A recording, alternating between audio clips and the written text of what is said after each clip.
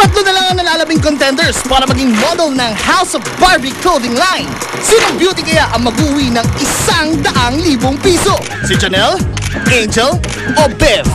So everything will be discussed by the one and only mechanics guy. Thank you, Lord. Okay, yan talaga expert sa pagsasabi ng mga mechanics. Mr. Bogart. Thank you, Lord. Okay. Bogart? Yes. Hindi mo lang explain mechanics. Dun. Sige na, dun. Huwag na lang. Dito na lang pala, dito. Babakura na lang kita. Wait, I'm gonna tell you. Nagagalit ka na niyan? Galit ka niyan? Alright, let's do this, okay? Oo, sige. Alright, I'm gonna go straight to the point. Sa challenge na ito, hahamunin ng mga models sa kanilang galing rumampa at mag-project. Ngunit hindi yun ganun kadali. Kailangan ay dumaan muna sila sa isang hanging bridge. Pagkatapos mamili sa mga cabinet ng mga surprise costumes ng kanilang gagamiting pang-rampa sa isang unstable ramp, pwede naman mag-shortcut ang mga challengers. Hindi na sila dadaan sa nakakapagod na hanging bridge. At may pagkakataong mamili ng personal sa mga costumes kapalit ng maliit na tattoo. Okay, bago we start our last and final challenge, I need to show you something. You guys gonna have to pick it up 1 meter. Each meter there is a sticker of Anya Manilola. Remove the sticker and show it to the camera so we can see who's gonna be the first. So who's the number 1? Alright, so agad, simula na! Unang sasabak sa rampahan si Janelle. Take it away, Bogart! Okay, Janelle, please stand up.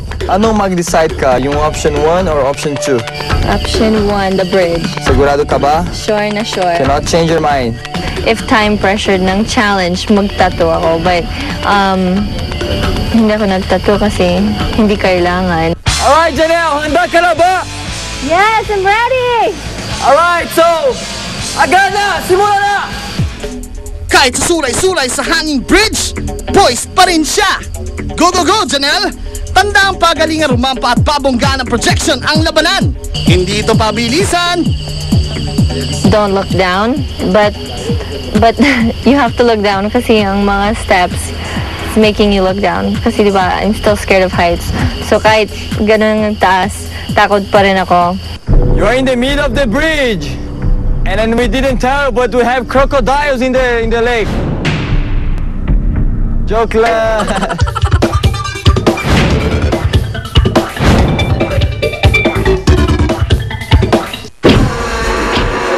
Huwag matakot sa cabinet, Janelle. Hindi nangangagat yan.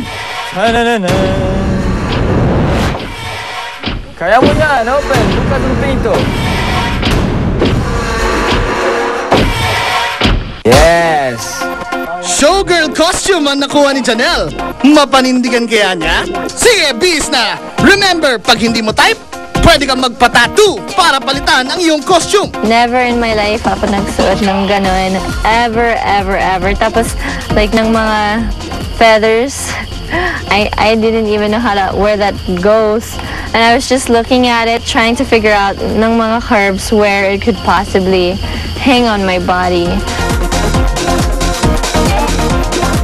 Mix ng belly dancing and mix ng ng ibon.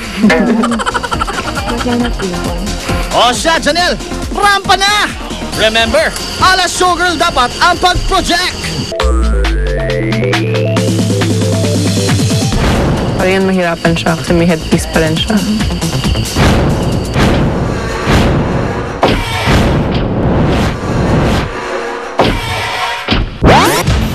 O Janelle, ituloy mo na ang pagbaba ng ramp! Carry mo naman pala! Ang daming pang pasakalye! Hala, sige, rampa! Kahit na nahirapan si Janelle bumaba sa unstable ramp, pinawi naman niya sa projection ang pagrarampa. Super takot ako kasi I didn't want to make a mistake because I know the ramp is where they're really judging, di ba? And I'm like, if I jump and I fall off kasi it's in the water, yun na, like that's minus -50 probably. Oops!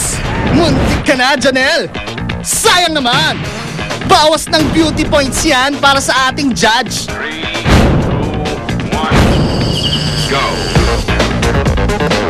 she had the hardest part, going first and all. Maybe shown more confidence, yung siguro more poise, even if you trip, it's okay, basta you recover well and your face still doesn't show it. Sa aming pagbabalik. Nako, Angel, okay na sana. Pero mukhang nakalimutan mong easy pair ang pantalon mo.